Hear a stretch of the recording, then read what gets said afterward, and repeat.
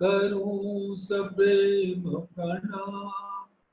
अशुभ हरन मंगल करण धनीश देव चंद्र जी नाम।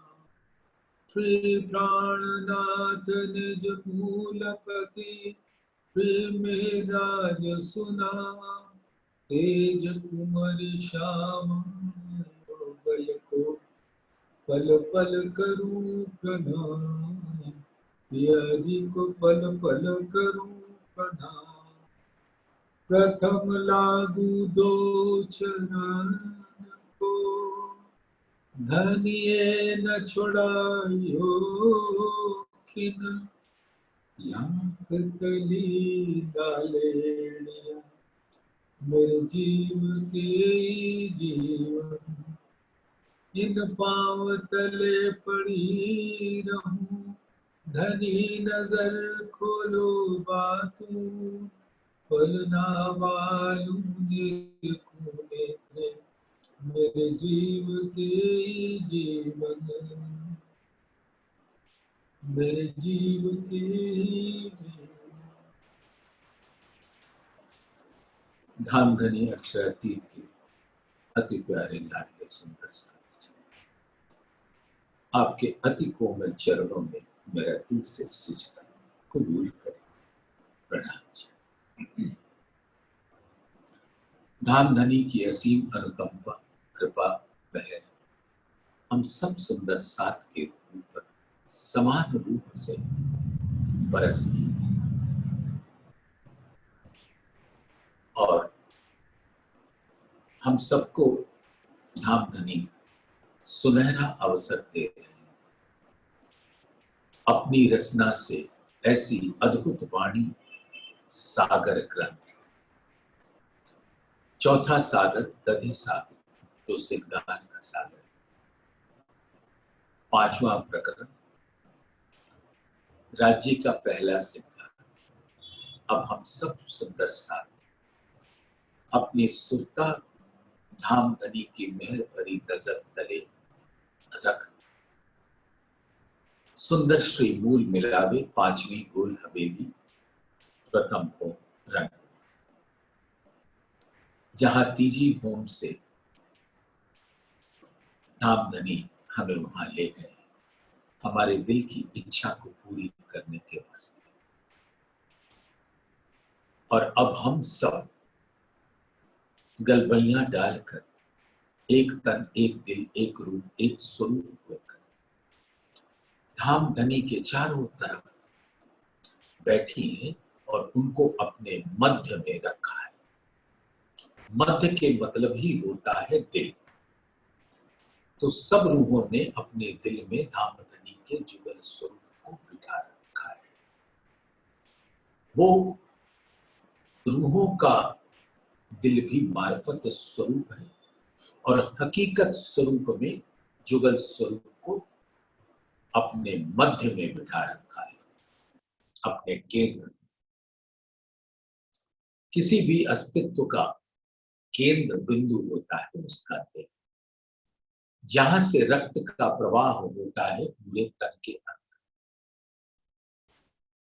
अगर वो रक्त प्रवाह बंद हो जाए तो तन निर्जीव हो जाता है। उसी प्रकार से सखियों के प्राण है प्राण प्रीतम जुगल स्वरूप अक्षरातीत मूल जमाओ। और उनको तो सखियों के दिल में ही रहना है। वो बात अलग है कि जैसे हम यहाँ पर बैठे हैं हमको ये नहीं पता चलता कि मेरा जो दिल है हमारे नख से शिख तक रक्त का प्रवाह कर रहा है और वो कर रहा है इसलिए मैं जीवित हूं। और जैसे ही ये प्रवाह बंद हो जाए या दिल का धड़कना बंद हो जाए ये तन निर्जीव की संज्ञा पा जाए।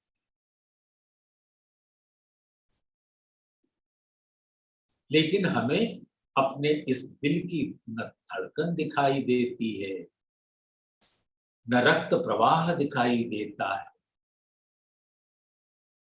धमनियों के अंदर रक्त हृदय से कहां प्रवेश कर रहा हमें कुछ नहीं मालूम।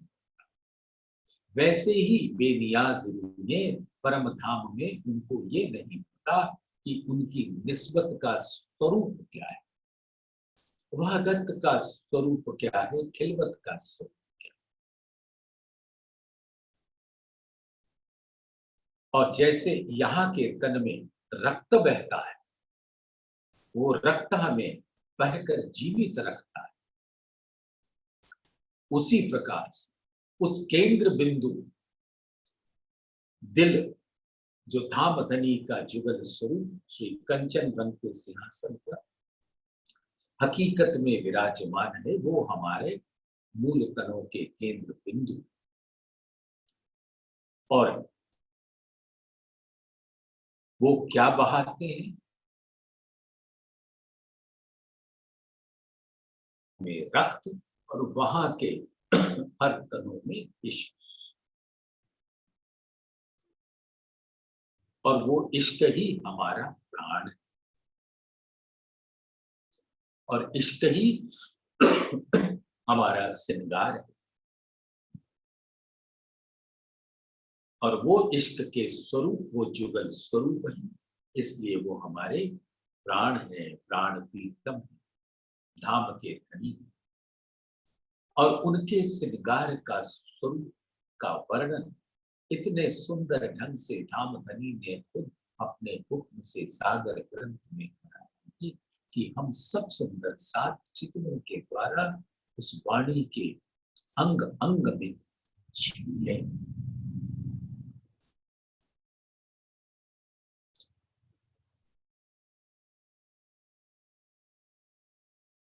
कल इस 5वें प्रकरण 65 चौपाई तक धाम धनी की कृपा से हम लोग छील सके।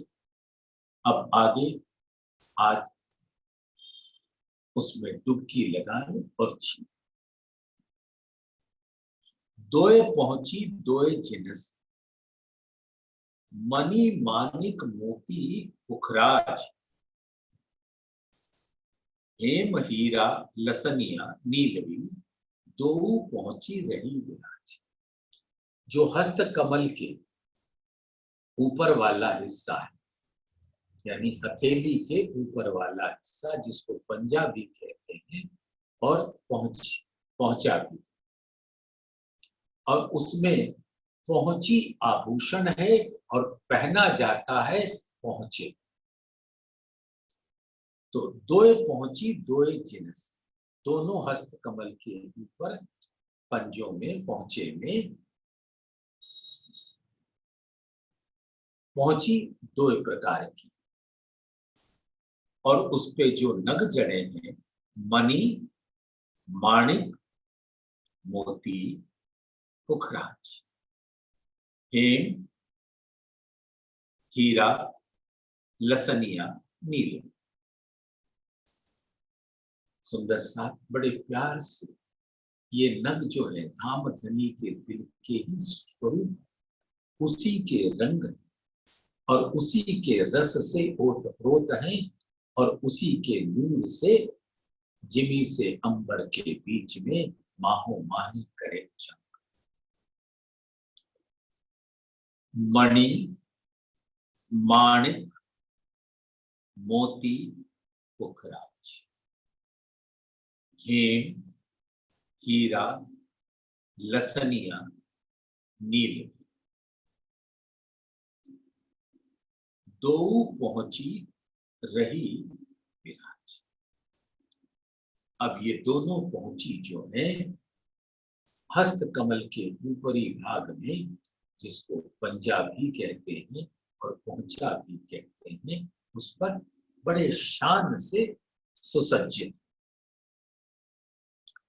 एक पहुंची एक दुख, और एक हस्त कमल में एक पहुंची के नीचे एक सुंदर दुगदुगी लटक, और 7 दूजी को, और दूसरे हस्त कमल पे 7 दुगदुगी लटक। एक पहुंची एक दुगदुगी और सात सात दूजी को, सो सातों जिनस जुदी जुदी आवत ना अकल। तो ये जो वर्णन हो रहा है, ये जो सात अलग अलग हैं, वो है माणिक, मोती, पुखराज, हेम, हीरा, लसनिया, नील। तो एक में सात जो दुग्ध भी है, एक पहुंची एक दुग्ध भी, और सात सात पहुंची। तो एक पहुंची में मणि है और बाकी सातों सात दुग्ध भी।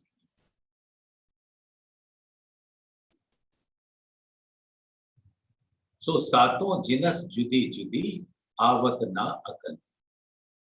और वो इतना अद्भुत नूर का स्वरूप है कि वो वर्णन नहीं किया जा सकता। इसी को कह रहे हैं कि ये मेरे अक्ल के से बाहर, क्योंकि विचार किया जाता है बुद्धि से, वर्णन किया जाता है बुद्धि से, और जब वो उसकी शोभा वर्णनातीत है तो बुद्धि में आएगी कैसे। पांच पाने हीरे पोखरे, मुंदरी अंगुरियों सात। सात अंगुरियों में जो अंगूठियां हैं, जैसे यहाँ पर अंगुलियों में जो पहनते हैं उसको कहते हैं मुंदरी, और जो अंगूठे में पहनते हैं उसको कहते हैं अंगूठी। लेकिन सबका स्वरूप एक जैसा होता है, यानी सब उंगलियों में ही पहनने की शोभा है। तो पांच पाने यानी पन्ना, हीरे, पुखराज, नीलवी, मोती और लसन, इस सात अंगुलियों में धारण कर रखा है। और सारे ये मुद्रिकाएं हेम, जो कंचन का ही स्वरूप होता है, उस धातु का, उसके अंदर इसको धारण कर रखा है। आप सुंदर साथ जब मूल मिलावे को देखते, उसके अंदर पांच है, नीलवी है, पुखराज है, माणिक, हीरा है, लसनिया है, गोमादिक है, मोती है, पन्ना है, परवाल, और धातु में हेम चंदन, हेम कंचन, नूर, नूर कंचन हेम, और फिरोजा कपूरिया। तो इस प्रकार से ये 12 थंब आते हैं, हीरा, लसनिया, गोमादिक, मोती, पन्ना, परवाल, हेम, चांदी, नूर, कंचन, फिरोजा कपूरिया। तो परम धाम के अंदर जहां जहां नगों का वर्णन आता, उसमें ये चार धातु में कहीं हेम, कहीं कंचन, और फिरोजा कपूरिया यदा कदा बहुत कहीं कहीं उसकी शोभा दर्शाती। परवाल की भी शोभा तो रंग परवाली मंदिर में ही, और हीरा, लसनिया, गोमादिक, मोती, पन्ना, पांच नीलवी, पुखराज, और इन सब के ऊपर एक मणि। इन नगों की शोभा हर आभूषण के अंदर विध विध के रूप धर के प्रकाशित होती, प्रकट।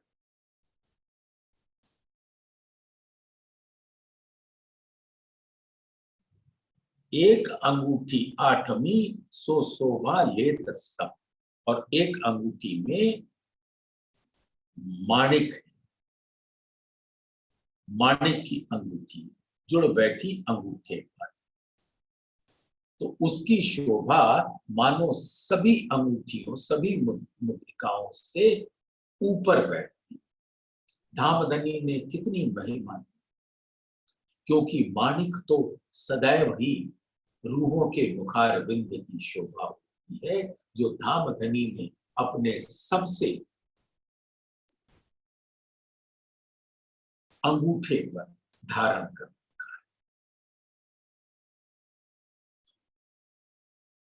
इन मुख नक ज्योत क्यों कम, कई कोट सूरज थपाए, ए सुखकारी तेज सीतन, ए सिफत न कहीं जाए। अब नख के ज्योत का वर्णन कैसे, ये जो हस्त कमल, तो 10 अंगुलियों में 10 नख, और उस नख के अंदर वो श्वेत है, उज्जवल है, और गुलाबी आभा जो लालिमा से श्वेत और लाल मिलकर गुलाबी हो जाते, ऐसे सुंदर अंगुलियों के नख, और उसके ज्योत का तो क्या कहना, वो नूर सागर और नीर सागर का दोनों का मिला स्वरूप है। ये जो धामधनी के नख हैं, मूल में वो श्वेत होते हैं, और उसके अंदर जब नीर सागर की लहरें बहती तो वो गुलाबी आभा जमीन से आसमान तक के बीच में फैल जाती, और जब हक चलवन करे सब अंबरी, तो उसकी शोभा अद्भुत है। और ये ब्रह्म सृष्टियों को धामधनी अपने हुक्म से बताकर उनकी सुरता को अपने मूल स्वरूप से बांध लेते।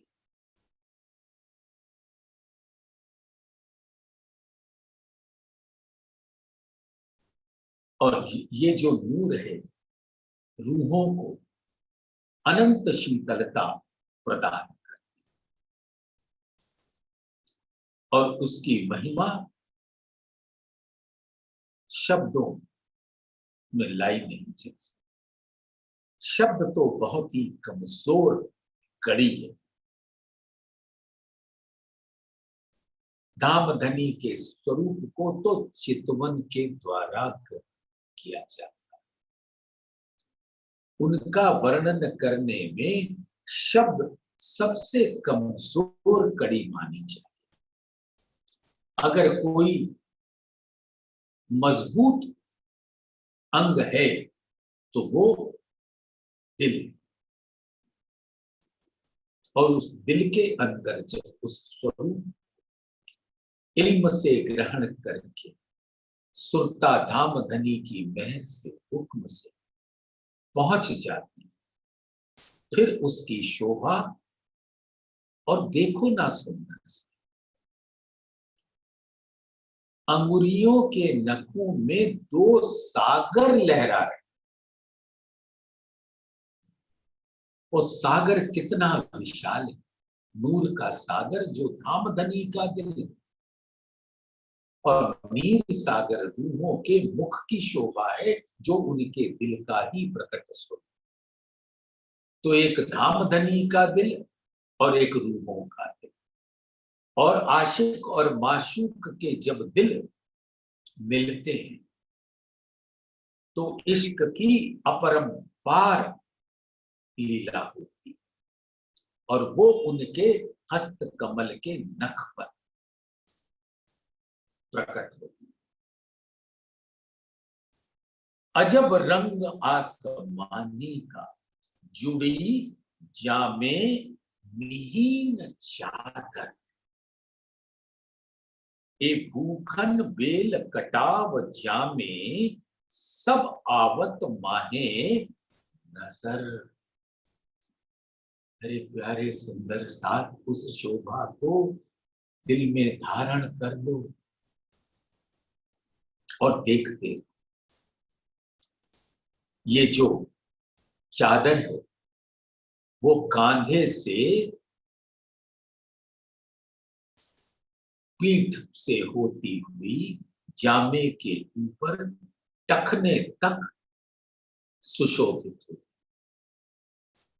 और कह रहे अजब रंग आसमान, इश्क का सागर